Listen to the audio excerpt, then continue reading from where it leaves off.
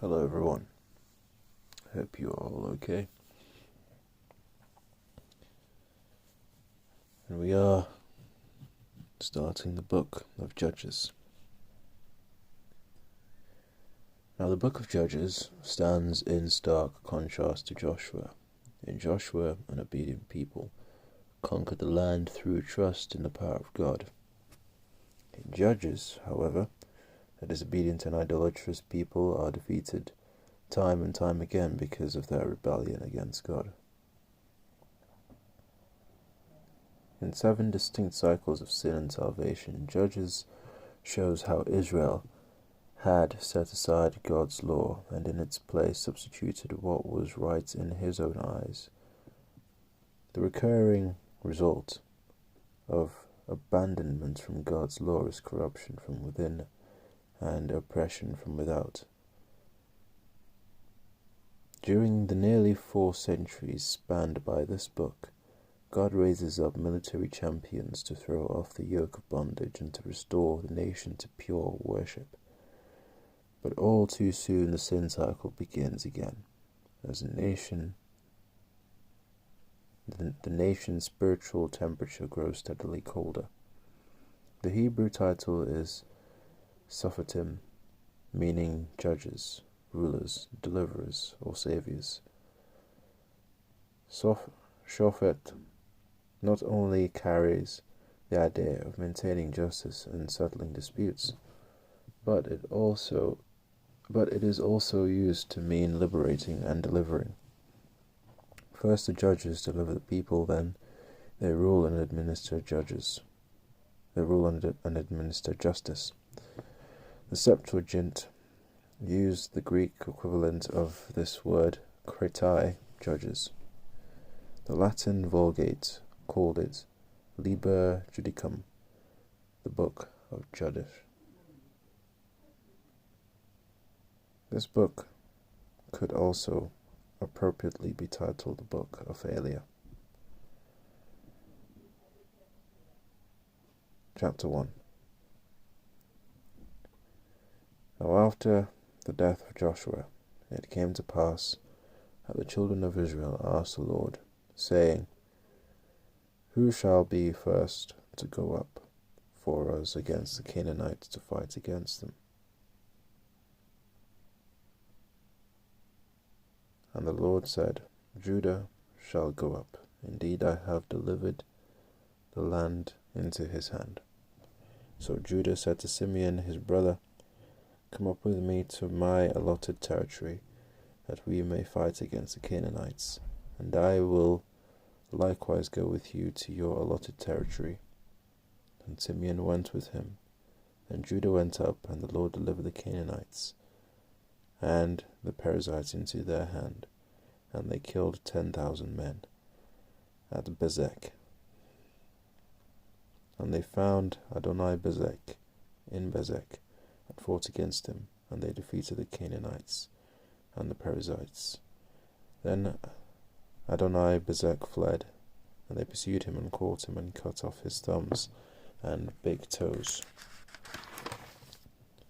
And Adoni-Bezek said, 70 kings with their thumbs and big toes cut off used to gather scraps under my table, as I have done, so God has repaid me. Then they brought him to Jerusalem, and there he died. Now the children of Judah fought against Jerusalem, and took it. They struck it with the edge of the sword, and set the city on fire. And afterward the children of Judah went down to fight against the Canaanites, who dwelt in the mountains in the south, and in the lowland. Then Judah went against the Canaanites who dwelt in Hebron. Now the name of Hebron was formerly Kirjath Arba, and they killed Sheshai, Iman, and Talmai. From there they went against the inhabitants of Debir. The name of Debir was formerly Kirjath Sepher. Then Caleb said, Whoever attacks Kirjath-Sepher and takes it, to him I will give my daughter Achsah as wife. And Othniel the son of Kenaz, Caleb's younger brother, took it, so he gave him his daughter Achsah as wife. Now it happened, when she came to him, that she urged him to ask her father for a field. And she dismounted from her donkey, and Caleb said to her, "What do you wish?" So she said to him, "Give me a blessing, since you have given me land in the south. Give me also springs of water." And Caleb gave her the upper springs and the lower springs. Now the children of the Kenites, Moses' father-in-law, went up from the city of palms with the children of Judah into the wilderness of Judah, which lies in the south, near Arad. And they went and dwelt among the people. And Judah went with his brother Simeon, and they attacked the Canaanites who inhabited Zephath and utterly destroyed it. So the name of the city was called Hormah. Also Judah took Gaza with its territory, Ashkelon with its territory, and Ekron with its territory. So the Lord was with Judah, and they drove out the mountaineers. But they could not drive out the inhabitants of the lowland, because they had chariots of iron. And they gave Hebron to Caleb. And Moses had said, as Moses had said. Then he expelled from there the 3 sons of Anak. But the children of Benjamin did not drive out the Jebusites who inhabited Jerusalem. So the Jebusites dwell with the children of Benjamin in Jerusalem to this day. And the house of Joseph also went up against Bethel, and the Lord was with them. So the house of Joseph sent men to spy at Bethel.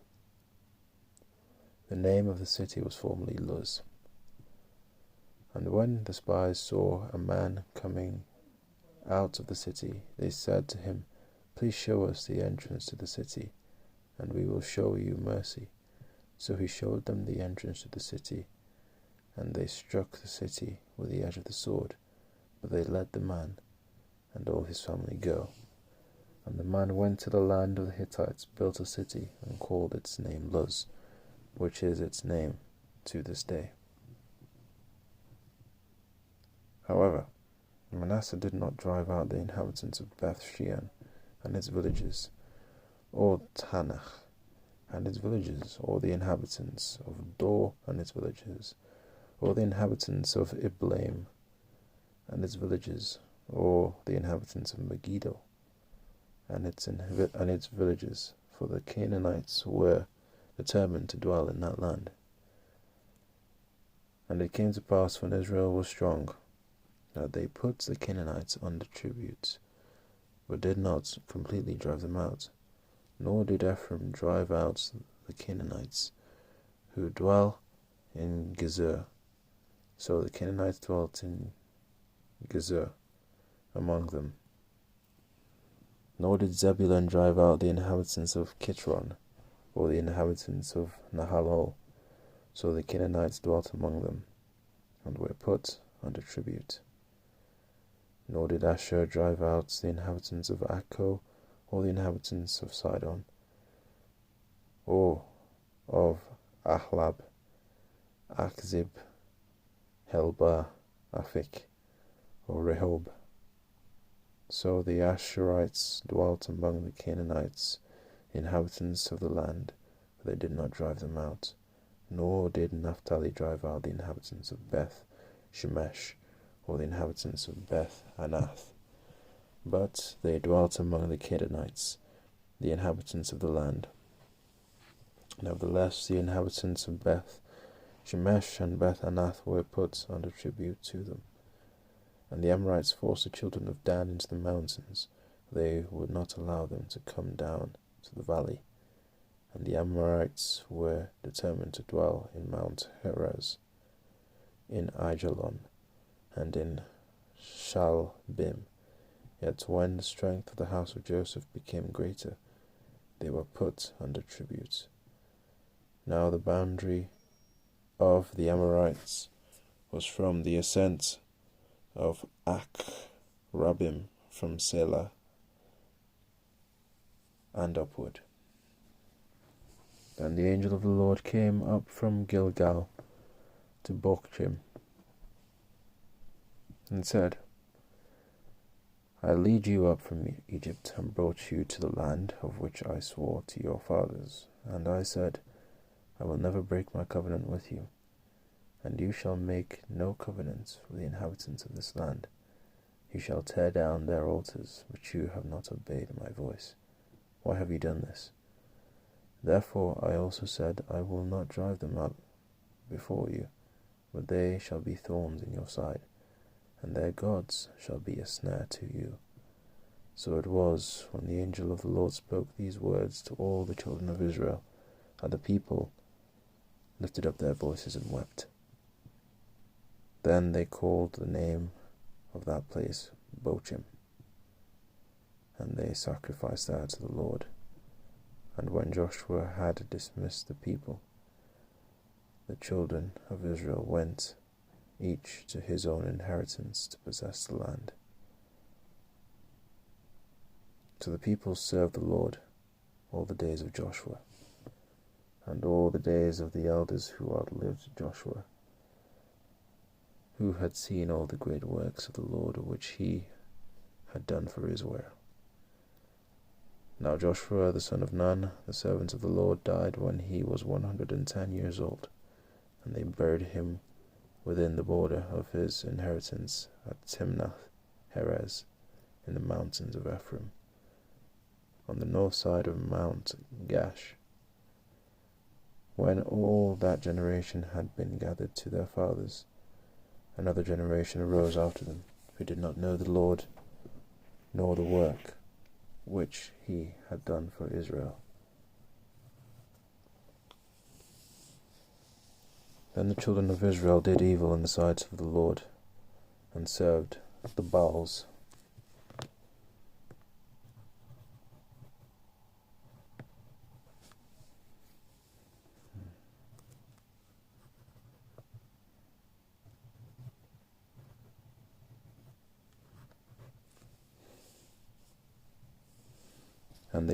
And they forsook the Lord God of their fathers, who had brought them out of the land of Egypt, and they followed other gods from among the gods of the people who were all around them, and they bowed to them, and they provoked the Lord to anger. They forsook the Lord and served Baal and the Ashtoreths, and the anger of the Lord was hot against Israel, so he delivered them into the hands of plunderers who despoiled them, and he sold them into the hands of their enemies all around, so that they could no longer stand before their enemies. Wherever they went out, the hand of the Lord was against them for calamity, as the Lord had said, and as the Lord had sworn to them, and they were greatly distressed. Nevertheless, the Lord raised up judges who delivered them out of the hand of those who plundered them. Yet they would not listen to their judges, but they played the harlot with other gods, and bowed down to them. They turned quickly from the way in which their fathers walked in obeying the commandments of the Lord. They did not do so. And when the Lord raised up judges for them, the Lord was with the judge, and delivered them out of the hand of their enemies all the days of the judge. For the Lord was moved to pity by their groaning, because of those who oppressed them and harassed them. And it came to pass, when the judge was dead, that they reverted and behaved more corruptly than their fathers, by following other gods to serve them and bow down to them, they did not cease from their own doings, nor from their stubborn ways. Then the anger of the Lord was hot against Israel. And he said, because this nation has transgressed my covenant which I commanded their fathers, and has not heeded my voice, I also will no longer drive out before them any of the nations which Joshua left when he died, so that through them I may test Israel, whether they will keep the ways of the Lord, to walk in them, as their fathers kept them, or not. Therefore the Lord left those nations without driving them out immediately, nor did he deliver them into the hand of Joshua.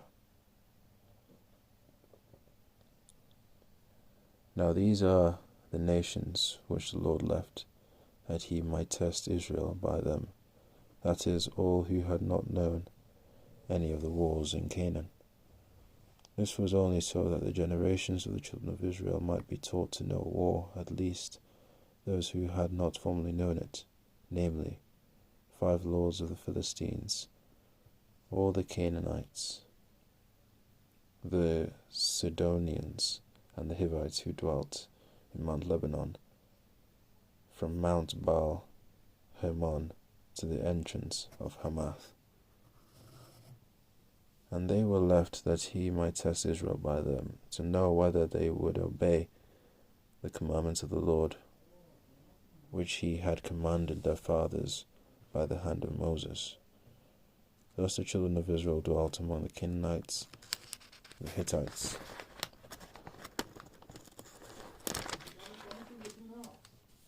the Amorites, the Perizzites, the Hivites, and the Jebusites.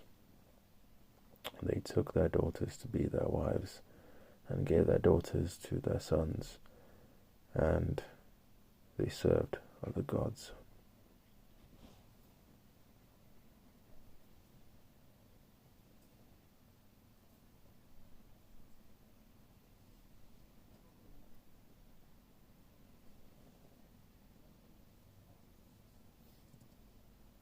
So the children of Israel did evil in the sight of the Lord. They forgot the Lord their God, and served the Baals and Ashtaroths. Therefore the anger of the Lord was hot against Israel, and he sold them into the hand of Cushan-Rishathaim, king of Mesopotamia. And the children of Israel served Cushan-Rishathaim 8 years. When the children of Israel cried out to the Lord raised up a deliverer for the children of Israel, who delivered them, Othniel, the son of Kenaz, Caleb's younger brother. The Spirit of the Lord came upon him, and he judged Israel. He went out to war, and the Lord delivered Cushan-Rishathaim, king of Mesopotamia, into his hand, and his hand prevailed over Cushan-Rishathaim. So the land had rest for 40 years. Then Othniel, the son of Kenaz, died.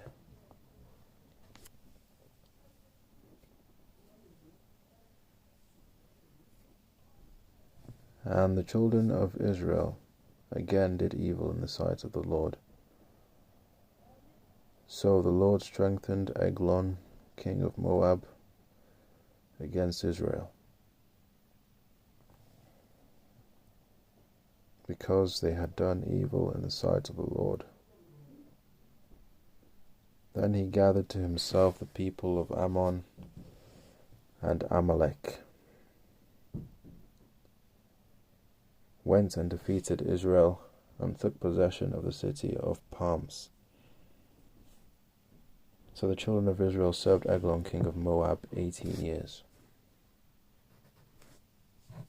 But when the children of Israel cried out to the Lord raised up a deliverer for them, Ehud, the son of Gera, the Benjamite, a left-handed man. By him the children of Israel sent tribute to Eglon, king of Moab. Now Ehud made himself a dagger.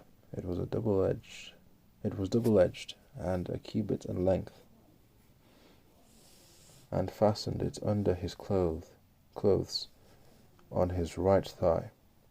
So he brought the tribute to Eglon, king of Moab.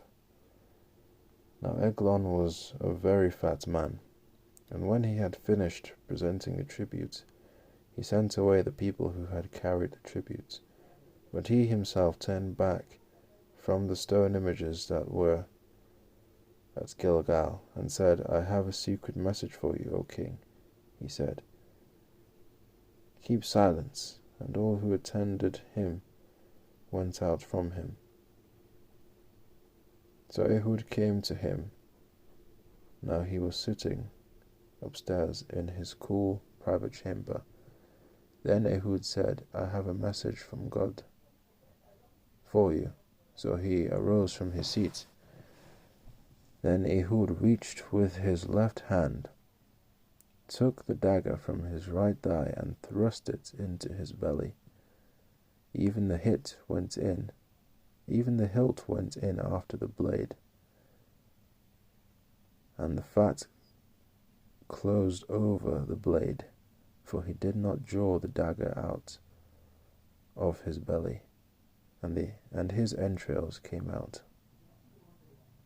Then Ehud went out through the porch and shut the doors of the upper room behind him and locked them. When he had gone out, Eglon's servants came to look, and to their surprise the doors of the upper room were locked. So they said, he's probably attending to his needs in the cool chamber. So they waited till they were embarrassed, and still he had not opened the doors of the upper room. Therefore they took the key and opened them, and there was their master fallen dead on the floor. But Ehud had escaped while they delayed, and passed beyond the stone images, and escaped to Seirah. And it happened, when he arrived, that he blew the trumpet in the mountains of Ephraim. And the children of Israel went down with him from the mountains, and he led them. Then he said to them, follow me, for the Lord has delivered your enemies, the Moabites, into your hand. So they went down after him, seized the fords of the Jordan leading to Moab, and did not allow anyone to cross over. And at that time they killed about 10,000 men of Moab, all stout men of valor. Not a man escaped. So Moab was subdued that day under the hand of Israel, and the land had rest for 80 years. After him was Shamgar, the son of Anath, who killed 600 men of the Philistines with an ox goad, and he also delivered Israel.